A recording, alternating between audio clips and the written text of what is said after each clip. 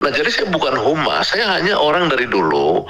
Memang saya dari dulu adalah orang yang pemikir alternatif, pemikir studi pembangunan dan lain-lain. Itu dalam pertemuan kita kemarin berlima ya di dalam ruangan selama 3 jam. Itu kan ada sekitar 20 menit teleponan dengan Presiden Prabowo video call. 10 tahun terakhir di era Jokowi ini orang nggak ngerti cita-cita, ideologi, fundamen bernegara apa segala. Nah, di kita dulu ya itu udah terjadi. Jadi Prabowo ini kan udah orang tua.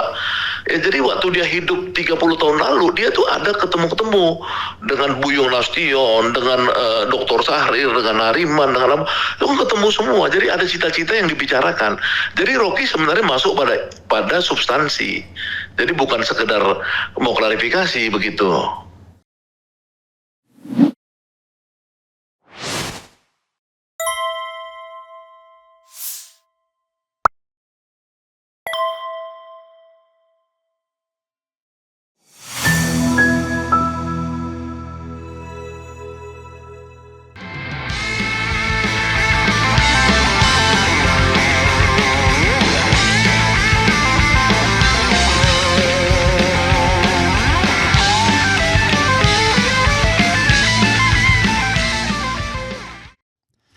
Assalamualaikum warahmatullahi wabarakatuh. Sobat RH sekalian, jumpa lagi kita di channel yang keren ini, keren cadas. Ya sobat RH sekalian, 2 hari ini ada perbincangan yang menarik, yaitu sosok D, Mr. D ya. Orang bilangnya Dasko, Don Dasko ya. Bertemu dengan Egy Sujana.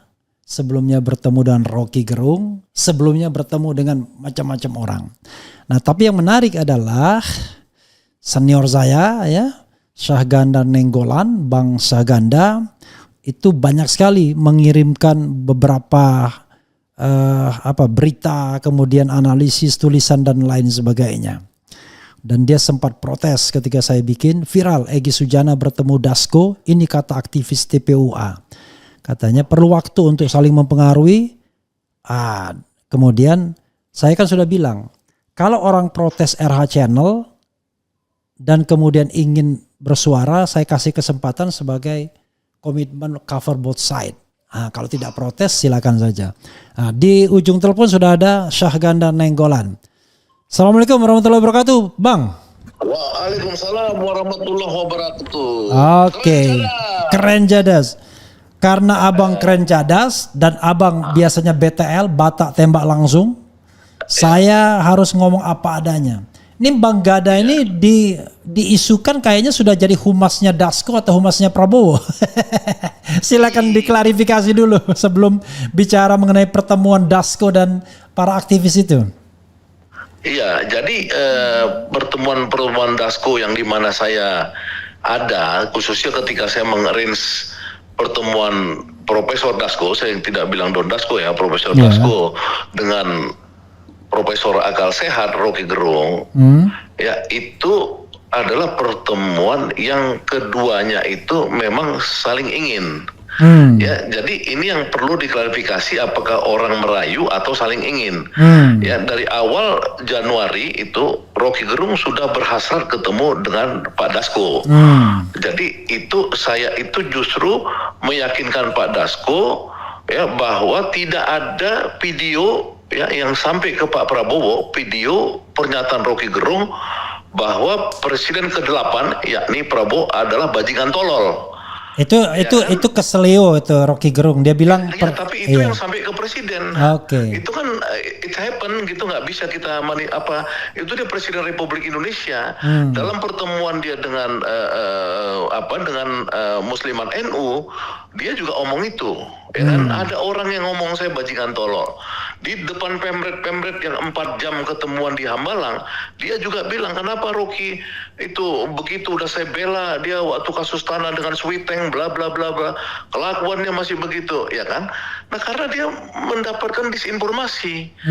Nah, dari Januari, Februari, Maret ya itu pas habis 4 bulan itu atau 3 sampai 4 bulan itu saya harus mengklarifikasi itu bahwa yang dimaksud oleh Rocky Gerung adalah presiden ketujuh, yaitu Jokowi yang bajingan tolol. Dia menyebut ke-8 itu, tapi refernya ke Jokowi sebenarnya. Iya, udah diralat sama Rocky Gerung, tapi kan digunting-gunting orang jadi fake video palsu kan gitu sampai ke Pak Prabowo, dan itu susah melakukan biasanya dalam dunia medsos yang kejam seperti sekarang. Kalau udah digituin itu susah meralat memperbaikinya gitu. Nah, jadi bukan maksudnya Dasko ingin mempengaruhi Rocky. Enggak, Rocky dari awal pengen ketemu Dasko. Itu pertama kali 7 Januari ya, itu saya udah undang Dasko tuh tanda tangan bertiga atas nama kerjasama Sabang Merauke Circle. Kemudian saya punya perhimpunan Van Ons dengan Rocky dan Jumhur dan Ferry Juliantono, perhimpunan menemukan kembali Indonesia, dan serikat pekerja terbesar di Indonesia SPSI-nya Jumhur. Udah tanda tangan bertiga, saya Jumhur dan Dasko, tapi Pak Dasko nggak berani karena masih ada Rocky Gerung.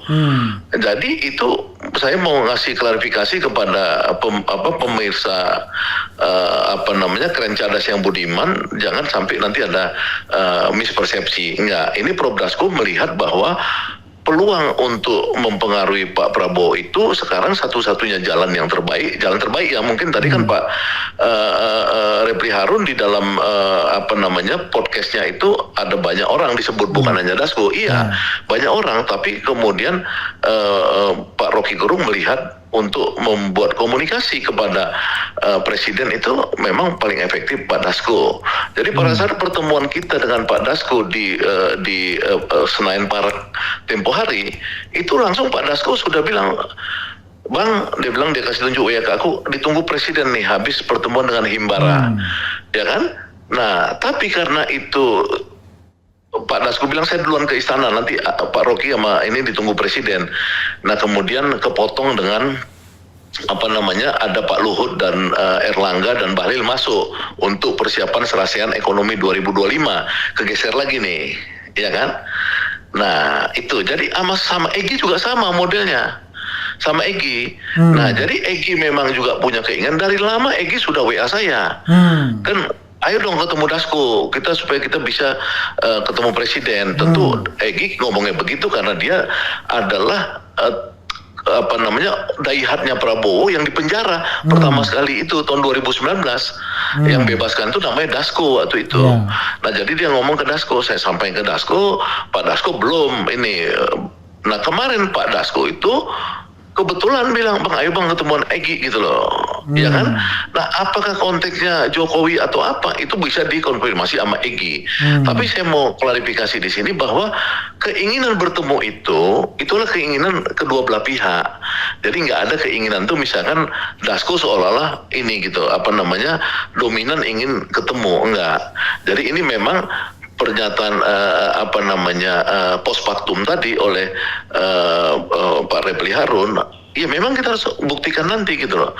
Cuma kan ini teman-teman ini kan bukan teman-teman yang memang muda usia politiknya gitu loh, dalam konteks integritas. Baik Rocky, saya, Jumhur,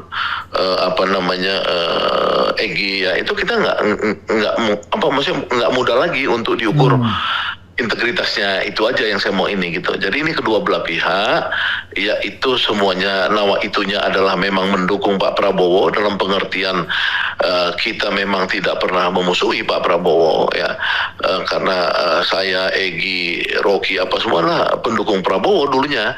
Hanya kita tidak bisa terima ketika Pak Prabowo kemarin masuk dalam kekuasaannya Jokowi kan itu. Nah, ketika sekarang ada peluang, ya kita lihat aja peluang itu bisa nggak. Kalau kita melihatnya peluangnya ada besar, jadi kita mencoba gitu loh untuk bagaimana Pak Prabowo lebih terbuka kepada orang-orang yang seideologis dengan dia, sejalan gitu. Iya, saya sengaja memberikan kesempatan kepada Bang Syahganda untuk menyampaikan sesuatu. Jadi kalau sudah berhenti baru saya tanya.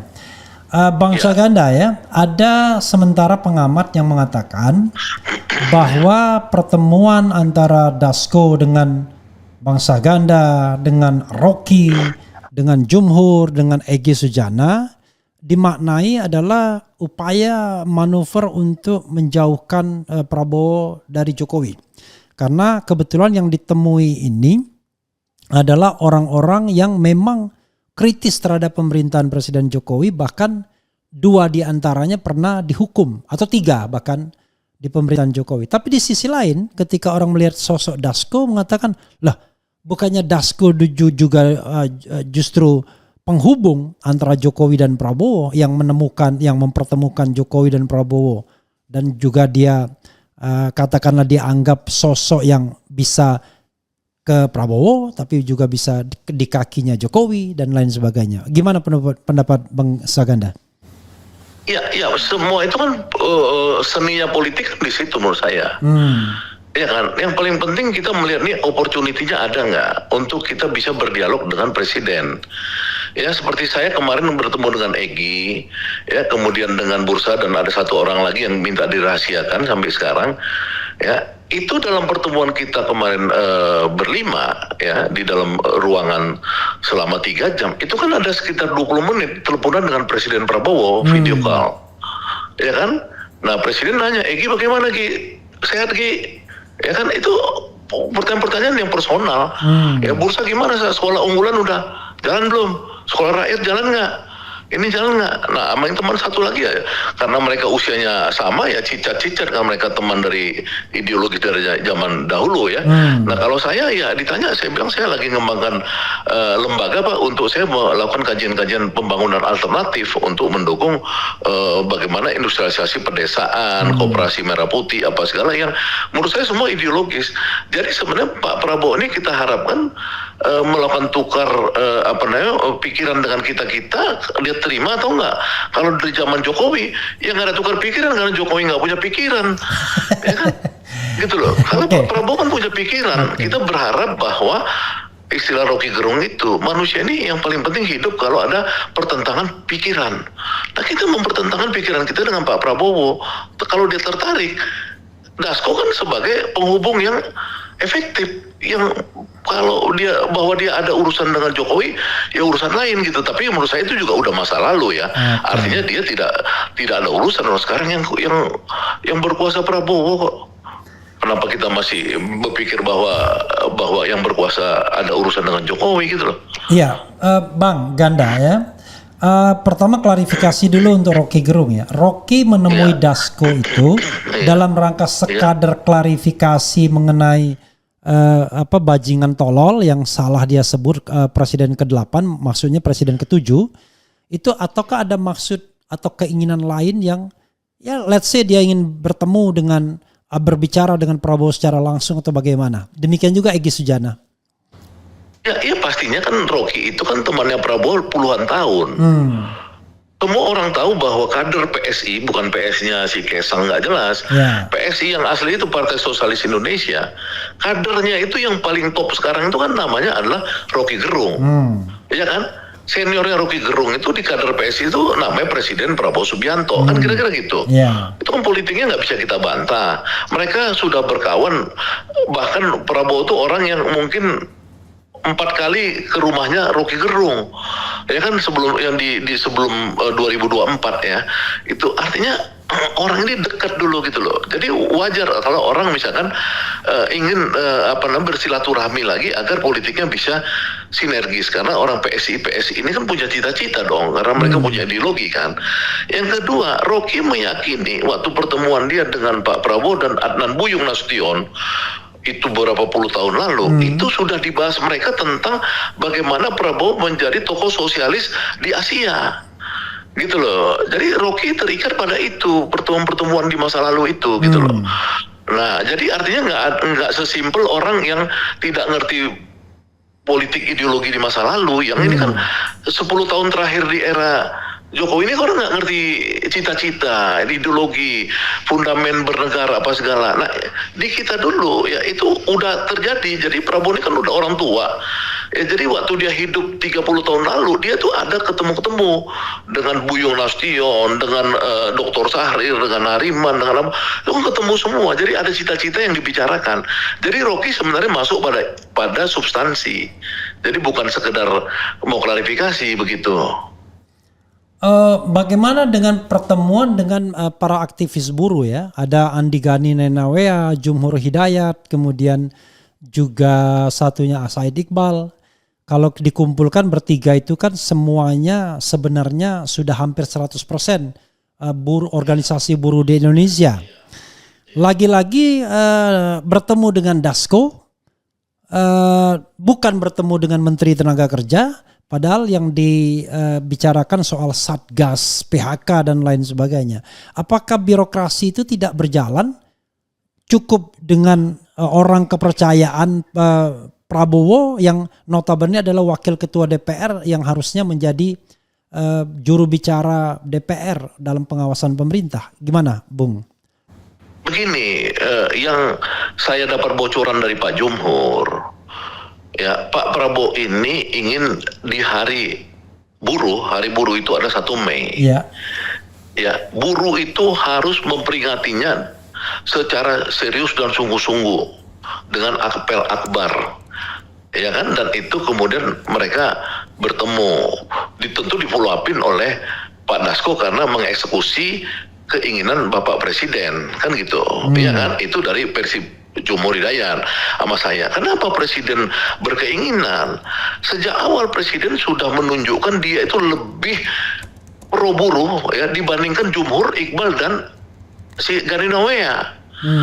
Ya kan, karena Jumhur itu bilang sama saya, untuk kenaikan upah dia hanya mau itu kalau 5% kenaikannya udah puas tuh Pak Jumhur. Artinya karena sebagai organisasi buruh terbesar dengan 3 jutaan organisasi buruhnya itu masanya, itu Jumhur itu representasi dari pikiran pimpinan buruh, dia mau 5%. Ya kan, kalau pengusaha kan maunya sekitar 3% kenaikan upah buruh. Kalau di zaman Jokowi rata-rata 1%.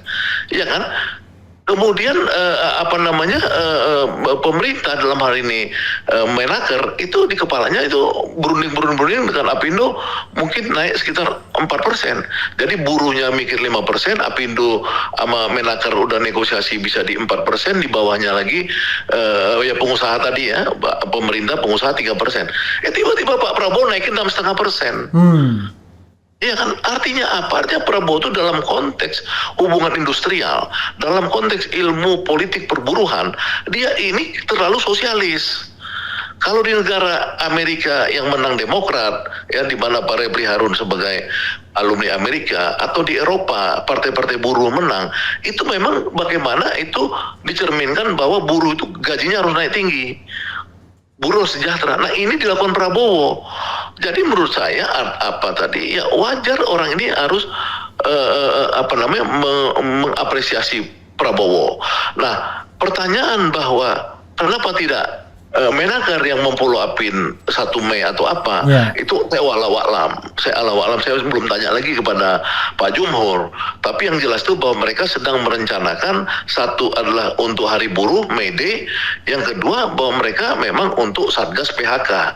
Ya, karena kita tahu efek Donald Trump ini kan pasti akan terjadi PHK yang besar, ya harus dipikirkan bagaimana mitigasinya kalau PHK, bagaimana antisipasinya agar ada daya tahan industri-industri ini ya dengan policy keep buying strategi atau apapun namanya itu bisa tidak gampang di PHK gitu loh. Inilah kerja mereka, saya pikir ya itu pertemuan yang bagus kan, ideologis.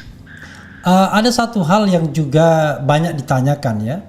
Sebenarnya Dasko ini posisinya sebagai apa atau sebagai siapa? Karena kita tahu dia punya 2 posisi.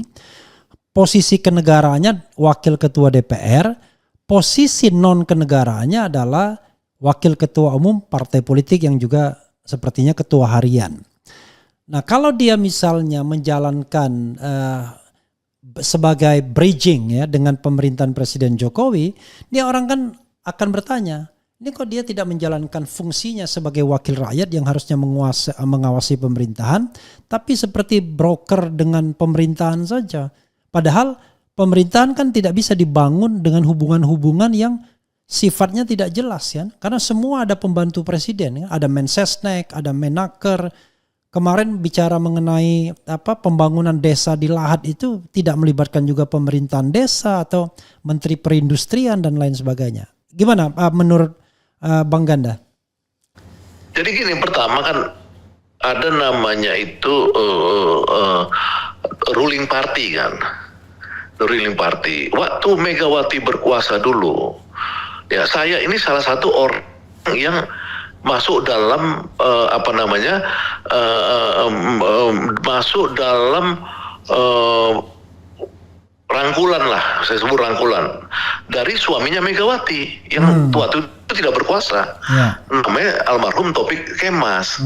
Ya, dan itu Taufik Kemas melakukan pekerjaan-pekerjaan politik yang cukup luar biasa sampai pertanyaan orang, ini siapa kok bukan dia presidennya, kok dia yang lebih aktif di sana sini, kan gitu ya kan. Itu namanya ruling party. Taufik Kemas itu menguasai PDI-nya waktu itu.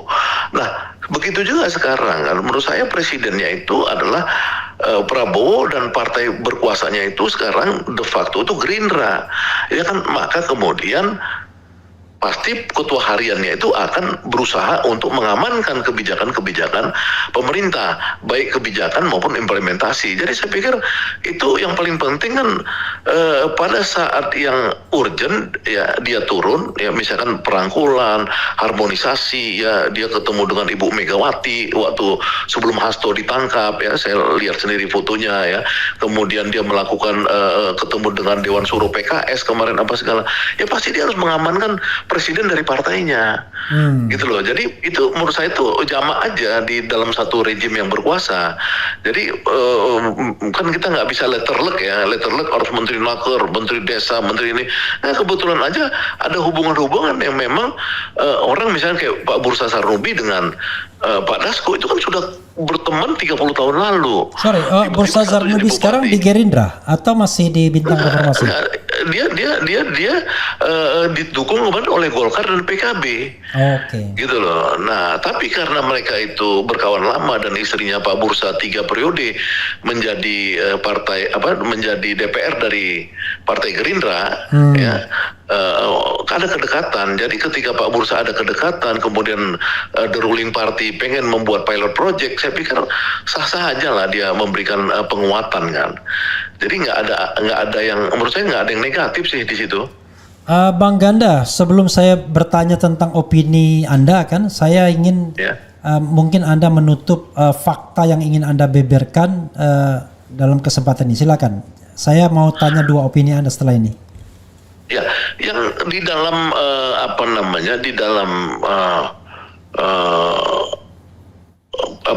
podcastnya Pak RH ini kan sebenarnya ketika disebut Sagana sudah menjadi humasnya Dasko, ya kan, sudah jadi humasnya pemerintah, kan begitu ya kan. Tadi saya sengaja memancing Anda biar Anda marah. Ya enggak, aku nggak mungkin marah sama Fianun karena aku udah naik ke atap paling tinggi nyanyi ganti presiden, ya kan.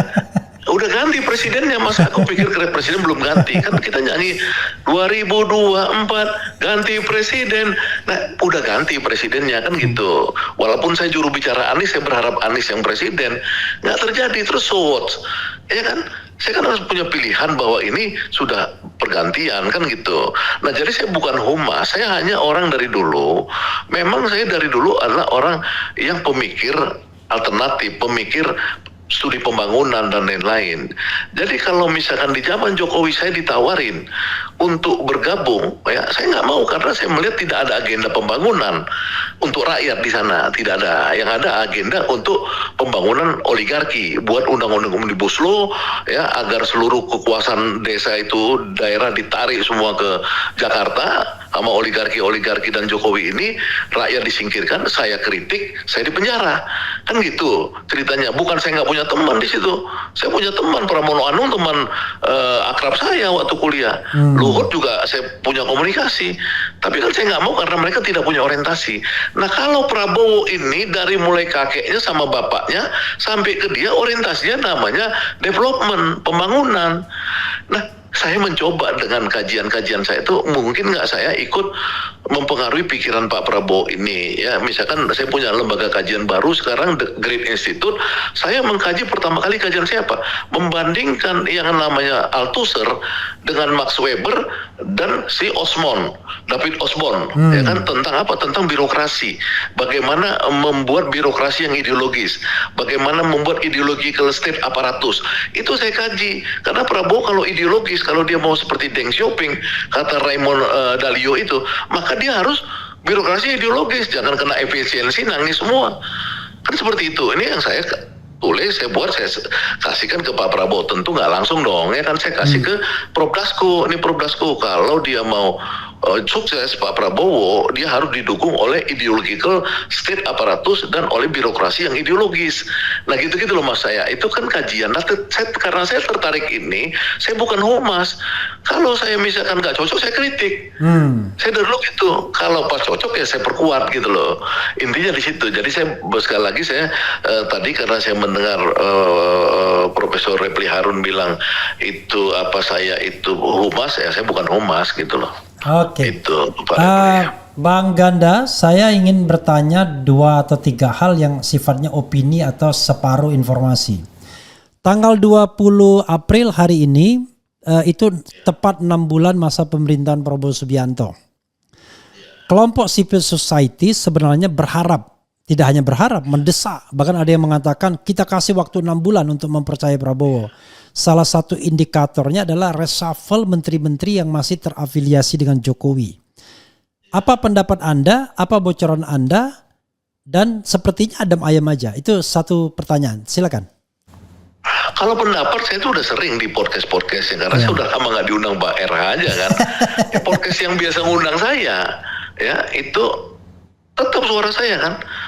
Kalau pemimpinnya ideologis, ya layer keduanya nggak ideologis, itu susah mengimplementasikan, ya kan. Nah, cuman kan saya melihat bahwa Prabowo ini pinter, ya kan, dia tahu bahwa birokrasi ini dikuasai oleh koalisi Indonesia Maju, ya kan. Untuk ngakalinnya dia buat Danantara, ya kan. Akhirnya kekuasaan Erick Thohir kan hilang tuh di BUMN. Sekarang kekuasaan tuh pindah ke Prabowo kan, langsung ganti-ganti BUMN apa segala kan, nggak ada lagi urusan Erick Thohir sekarang. Itu langsung dikendalikan istana Prabowo dan Rosan, orangnya Prabowo. Nah, itulah cara dia bagaimana membuat orang-orang Kim ini nggak lagi gampang sembarangan. Misalkan yang saya lihat dengan Danantara itu, dia nggak bisa bahlil misalkan ngatur-ngatur hilirisasi, karena hilirisasi itu sekarang kekuatannya itu ada di Danantara, gitu loh. Nah, jadi saya melihat armnya, tangannya Prabowo ini dia panjangkan dengan satu namanya Danantara. Yang kedua, dia panjangkan lagi dengan namanya tentara. Tentara dia masukkan untuk ngurus sawit apa segala bisa kayak gitu, ya kan. Perdebatan kemarin soal apakah harus aktif atau non aktif itu di luar wilayah saya, tapi bahwa dia armnya, tangannya Prabowo ini dia perluas supaya dia nggak kejebak dengan harus konsensus di Kim itu segampang itu dia bulak-balikin, ya kan. Yang paling penting di Kim itu kuasanya di mana? Kuasanya di kabinet. Ya kabinetnya dibuat efisiensi karena ada keperluan. Yang kedua memang uangnya dia tarik, gitu loh. Jadi saya lihat ya Prabowo ini cukup ini ya, genuine ya cara dia melakukan yang namanya itu, bagaimana sebagai presiden dia bisa melakukan menjamah sampai ke bawah. Dia panggil semua kepala-kepala daerah ke Magelang, dia berkomunikasi langsung dengan bursa, dengan bupati-bupati lainnya. Itu kemudian dia punya cara-cara untuk membuat ide-ide dia bisa jalan. Jadi saya pikir perlu diganti, tapi kalau nggak diperlu ya minimal ya 30% lah. Saya sering ngomong itu 30% itu nggak usah semua. Misalkan yang berurusan dengan koperasi, ya Budi Ari, saya udah ngomong berkali-kali diganti. Karena apa? Karena strategi Prabowo ini kan seperti strategi mau cetung, ya kan, membangun dari desa, koperasi desa 880.000 koperasi dengan 400 triliun uang, berarti kan akan diputar uang di desa, ya kan. Rakyat desa itu akan bisa bekerja, bisa menghasilkan produksi gila-gilaan akan di desa.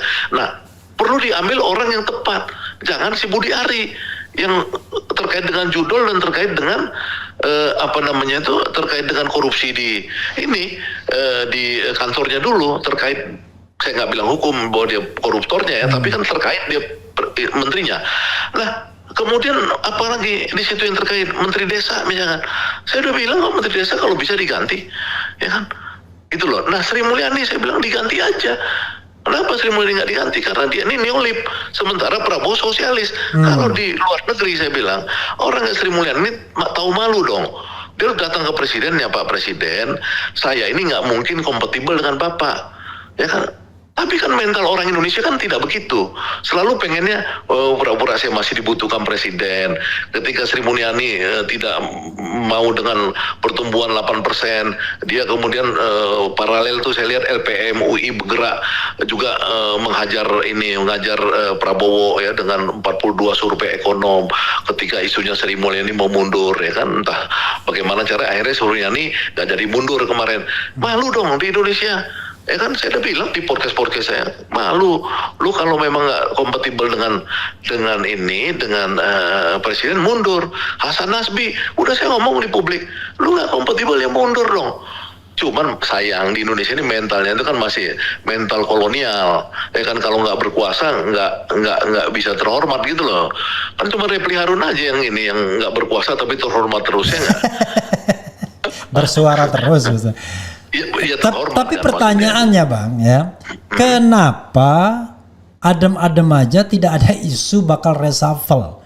Padahal sudah jelas-jelas tuh ada sosok yang bermasalah seperti Budi Ari yang Abang sampaikan tadi kan, Hasan Nasbi. Ngapain kita memelihara orang yang kita kerdilkan, kita kecilkan kekuasaannya dan perannya? Padahal namanya kelembagaan negara ini kan butuh efisiensi juga begitu. Ngapain kita mempertahankan orang yang tidak workable lagi, bahkan bermasalah, bahkan bagian dari masalah? Ya, nggak ngerti detail ya, Pak. Yang paling penting kan saya tadi bilang apakah cita-cita Prabowo ini langsung ketutup dengan ini orang tidak diganti, kan gitu. Nah, Prabowo kan saya lihat misalkan si Hasan Nasbi nggak dia ganti.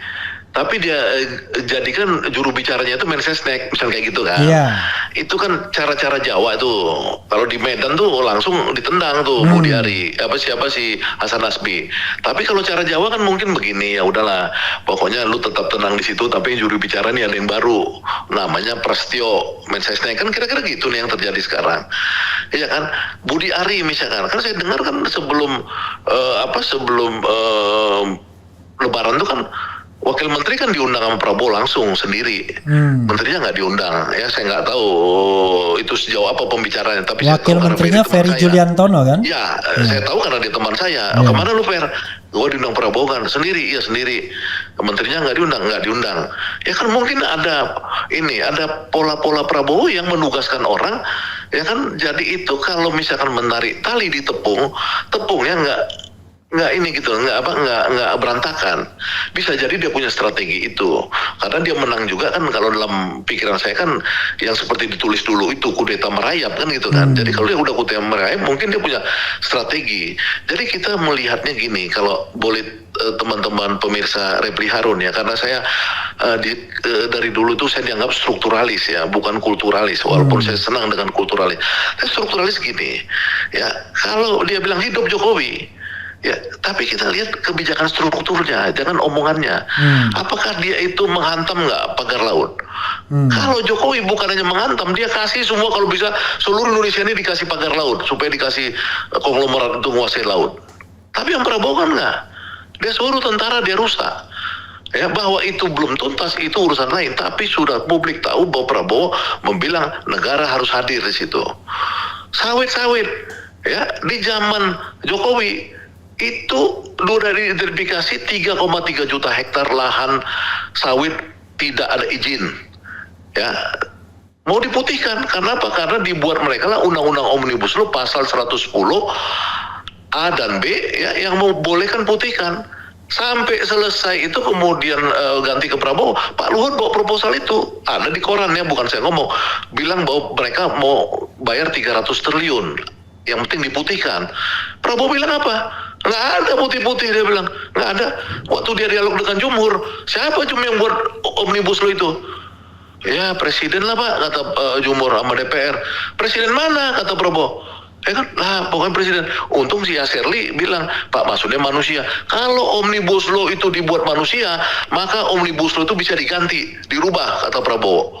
Ya kan, Prabowo kan kemudian mengambil alih nih, udah ratusan ribu hektar sawit-sawit yang selama zaman Jokowi bebas, untungnya itu dihitung Prabowo 240 triliun tuh, konglomerat itu nggak bayar pajak lagi mereka tuh. Coba, sama Prabowo disita Sekarang udah 600.000 kalau nggak salah saya disita sama Prabowo. Itu dalam teori-teori strukturalis, jadi kebijakan buruh 6,5%, kebijakan sawit, kelapa sawit yang diambil alih pemerintah, kebijakan pagar laut, itu disebut dalam teori itu political ekonomi.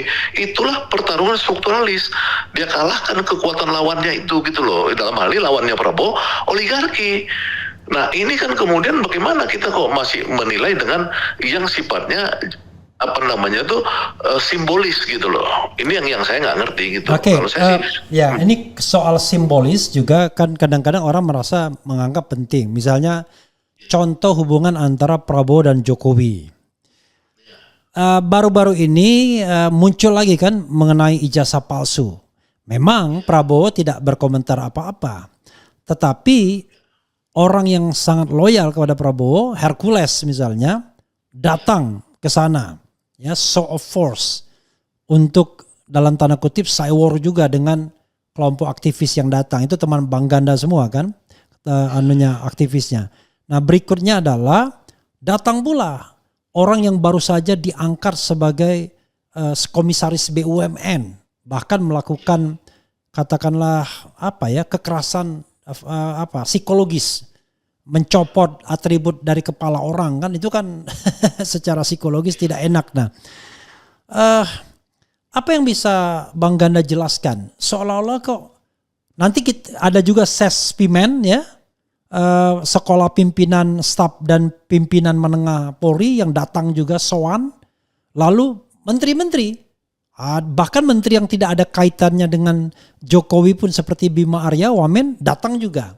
Apa yang bisa menjelaskan bahwa di satu sisi katakanlah Prabowo seperti dijelaskan Bang Ganda ingin mengoreksi katakanlah arah pembangunan, arah kebijakan Jokowi yang cenderung kapitalistik barangkali. Ini ke arah yang lebih sosialistik kan begitu, ke arah yang lebih rakyat. Tapi di sisi lain dia tetap membiarkan orang-orang Jokowi itu dalam tanda kutip bergentayangan dengan keyakinan penuh. Bahkan Wahyu Sakti Trenggono mengatakan dia masih bos saya di depan media. Itu apa yang bisa dijelaskan dengan fenomena ini? Di satu sisi punya orientasi yang berbeda, tapi di sisi lain dia biarkan saja kekuatan Jokowi itu bergentayangan dan bahkan ngancam. Kita kan sedang menunggu apakah di era pemerintahan Prabowo ini ada aktivis yang ditangkap, ditahan hanya karena berbeda pendapat seperti Bang Ganda dan Jumhur Hidayat. Silakan Bang. Ya kalau yang saya saksikan langsung pada pertemuan yang ada Egy dan Profesor Dasko, kan Egy nanya, itu ngapain Hercules ke Jokowi? Kan nanya dia. Ya kan Pak Dasko bilang itu Hercules mewakili siapa? Kata si balik pertanyaan Pak Dasko. Oh ini kan bukannya ini presiden ini, enggak lah presiden udah lama enggak ada di grip itu, dia bilang enggak ada, dia bilang itu presiden di grip itu. Jadi di situ ditanya Egy. Jadi kalau orang mengasumsikan bahwa Hercules mewakili mewakili Presiden Prabowo, menurut saya sih ya terlalu simplistis ya. Ini yang jelas saya dengar sendiri percakapan Egy Sujana dengan Pak Dasko itu bahwa dibantah Pak Dasko tidak ada Hercules mewakili istana itu, mewakili Prabowo nggak ada, gitu loh. Yang kedua, ya kan Egy juga nanya apakah urusan ijazah palsu ini tetap dia boleh terus? Ya kata Dasko ya kalau nggak capek ya nggak ada masalah, dia bilang, ya kan. Jadi nggak ada larangan, maksudnya nggak ada larangan dalam pertemuan itu yang 3 jam itu, ya orang canda-canda aja, nggak ada istilahnya Egy dilarang di ini, nggak ada, gitu loh. Jadi sebenarnya itu persepsi yang seolah-olah orang masih melindungi Jokowi apa nggak bisa, tapi kan maksudnya kalau Prabowo itu misalkan diminta untuk misalkan sikat Jokowi, itu kan dulu yang namanya semua kan gitu ya, waktu Pak Harto dengan Bung Karno kan kita tahu sendiri kan berapa tahun tuh Soekarno ambil alih tahun 65 ya, itu Bung Karno tahun 70 kalau nggak salah saya baru dimasukkan ke Wisma Yaso. Wisma Yaso. Di tahanan rumah Wisma Yaso itu. Ya kan itu berapa tahun coba? 5 tahun tuh dibiarin. Begitu juga Habibie ketika Soeharto. Ya kan saya kan pengikut Habibie dulu. Itu nggak mungkin dia iniin Soeharto gitu loh. Nggak mungkin, karena yang mengantarkan Habibie itu ya Soeharto. Gitu. Jadi ada pakem-pakem di elit-elit nasional kita yang mungkin kulturnya dari kultur Jawa ya, itu memang menghormati orang-orang yang memang bagian daripada ininya dia gitu, kepemimpinan dia. Tapi bahwa kemudian misalkan rakyat menuntut dan terbukti misalkan bahwa Jokowi korup apa segala, saya yakin bahwa Pak Prabowo nggak akan mungkin melindungin gitu loh. Yang sekarang kita lihat kan orang-orang yang terkesan dilindungi ya di era Jokowi ya, seperti kemarin kasus minyak goreng itu ya, para minyak goreng itu kan udah selesai, udah cincai 60 miliar hakimnya disogok. Yeah. Selesai kan di zaman Jokowi, dibongkar lagi di zaman Prabowo, coba ya kan. Jadi artinya sebenarnya untuk kasus-kasus yang tidak menyangkut langsung individunya Jokowi, tapi derivatifnya yaitu kebijakan apa segala yang manipulatif, koruptif, kan nggak ada yang dilindungin Prabowo. Bahkan orang yang di zaman Jokowi soal kasus timah itu ya, siapa tuh si Mois itu ya, siapa yang Harvey Mois. Harvey Mois. Tahu kan Prabowo minta kalau bisa 50 tahun di penjara, dia bilang. Coba, itu kan orang skandal yang luar biasa, yang triliunan itu yang orang bisa dapat semua uang dari situ. Jadi artinya menurut saya sih sebenarnya Prabowo itu dalam konteks strukturalis ya, dia itu nggak ada, dia udah berbeda sama Jokowi. Kalau menurut saya gitu loh. Ini ada kesan ya, kepolisian itu masih di bawah atau aparat penegak hukum ya, masih di bawah ketiak mantan Presiden Jokowi. Ya salah satunya adalah Sespinem ini tiba-tiba datangin ke Jokowi, ngapain urusan, dia warga negara biasa, bukan juga ex Kapolri dan lain sebagainya. Tapi toh itu terlihat, dan ini tidak mungkin kan kalau tidak ada restu dari Kapolri, nggak mana berani mereka datang ke sana. Ini di sisi lain tadi belum dijawab, menteri-menteri yang kemudian sowan ke Jokowi, padahal dia jelas-jelas anak buah Prabowo, kan tidak sopan dari sisi ketatanegaraan. Masa datangnya kepada mantan presiden? Apa jawabannya Bang Ganda? Ya pertama soal polisi ya, polisi itu kan dia itu kan hierarkis ya sifatnya ya, hierarkis. Bahwa ada mungkin mantan ajudan, mantan ini dari Jokowi ya yang masih menghormati apa segala, saya pikir kan itu sesuatu yang alamiah, bukan kita suka, maksudnya artinya alamiah terjadi kan gitu. Tapi bahwa kemudian kita mempersepsikan Pak Sigit ini itu adalah orangnya Jokowi sekarang, menurut saya itu misleading gitu loh. Menurut saya misleading, dia udah pasti adalah orangnya Prabowo. Apapun yang disuruh Prabowo dia pasti ini, karena apa? Karena memang presiden itu atasan langsung Prabowo, nggak akan mungkin. Ya kan itu saya dengar sendiri dari Prof Dasko itu begitu, nggak ada Sigit, nggak ada Sigit, pokoknya ya anak buah presiden udah, nggak ada neko-neko gitu loh, loyalitas penuh gitu. Kalau presidennya belum ganti itu kan urusan lain, saya juga nggak ngerti kan, itu soal pertimbangan. Ya kan jangan-jangan dulu dia di zaman Jokowi justru nggak jadi polisi yang benar, sekarang dia mau jadi polisi yang benar, kan kira-kira gitu.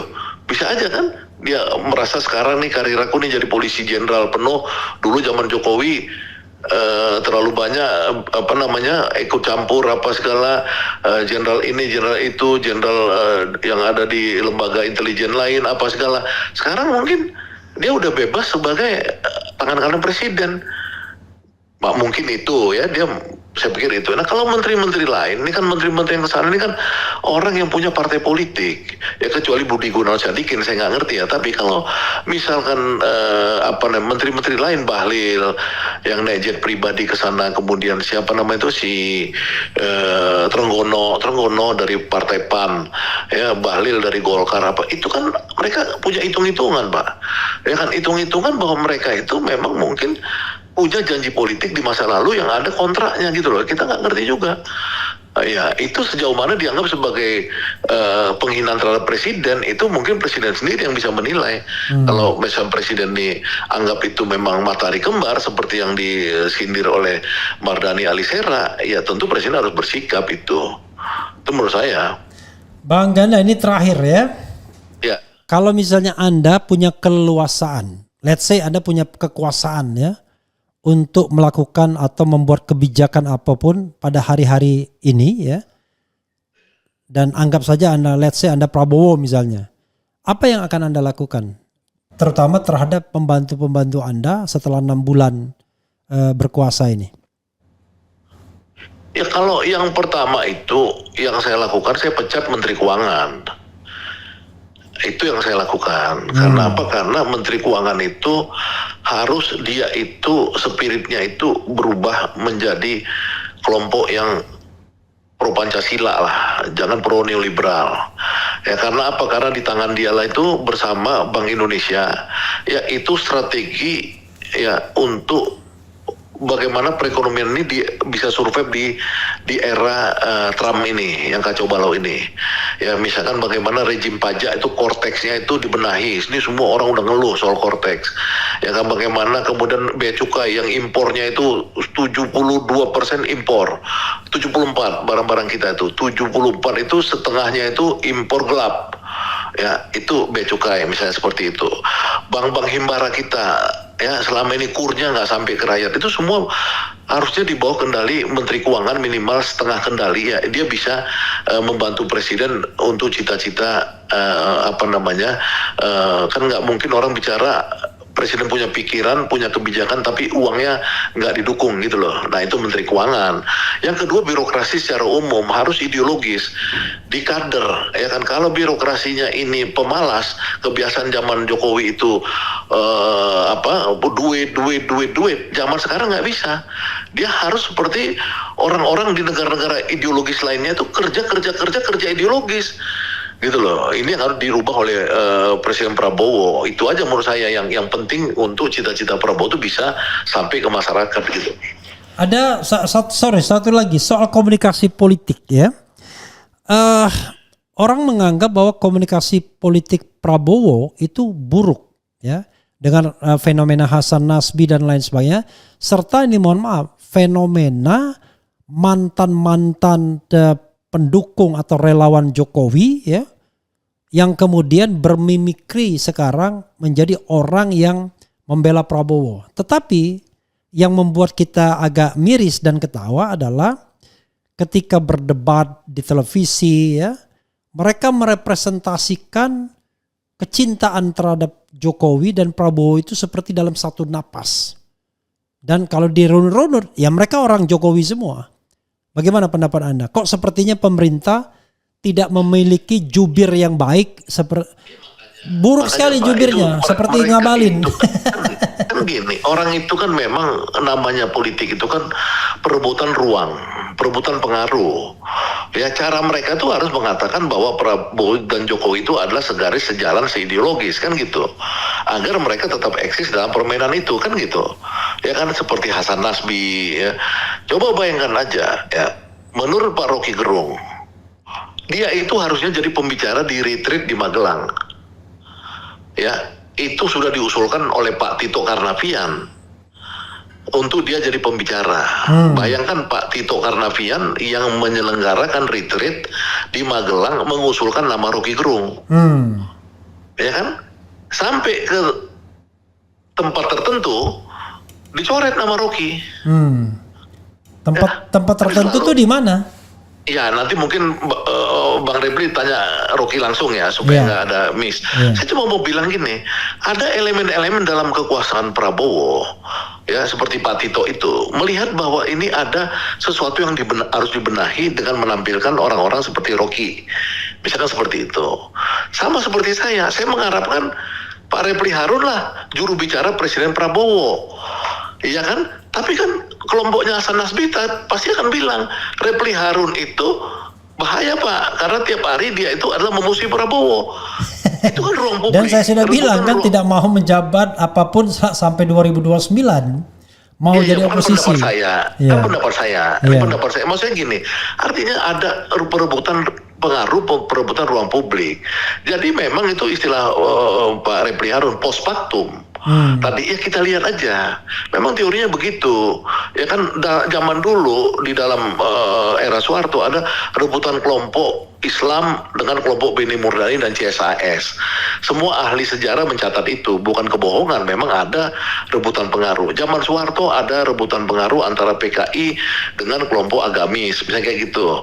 Nah sekarang pasti ada kelompok Jokowi itu pasti ingin terus mengendalikan kekuasaan ini, ya kan? Nah kita tinggal berpikir bagaimana kita bisa mengatakan kepada Prabowo yang sebenarnya Garuda Yaksa, Raja Wali, apa segala, ya kita coba imbangin.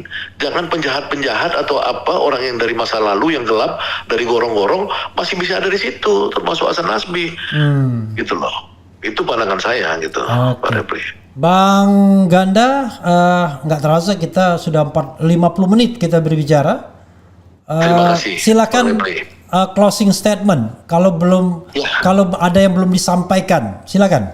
Ya intinya ginilah, kita kalau saya Rocky Jumhur, Geki Sujana ya itu melihat Dasko itu sebagai sebuah fenomena komunikasi politik yang paling canggih lah di era Prabowo.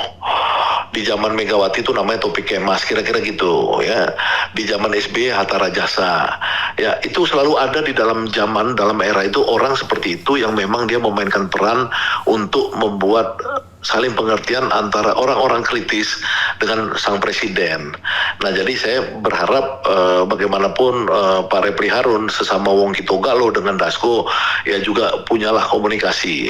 Tidak perlu untuk kita takut saling pengaruhi atau siapa pos faktumnya. Yang paling penting komunikasi dulu, usul saya itu. Terima kasih. Wabillahi taufiq wal hidayah. Wassalamualaikum warahmatullahi wabarakatuh. Waalaikumsalam warahmatullahi wabarakatuh. Makasih Bang Ganda ya. Keren jadas ya. Jadi mudah-mudahan siapapun yang protes Refli Harun kita kasih kesempatan untuk klarifikasi seluas-luasnya. Mantap. Makasih ya. Assalamualaikum. Waalaikumsalam. Saya matikan ya.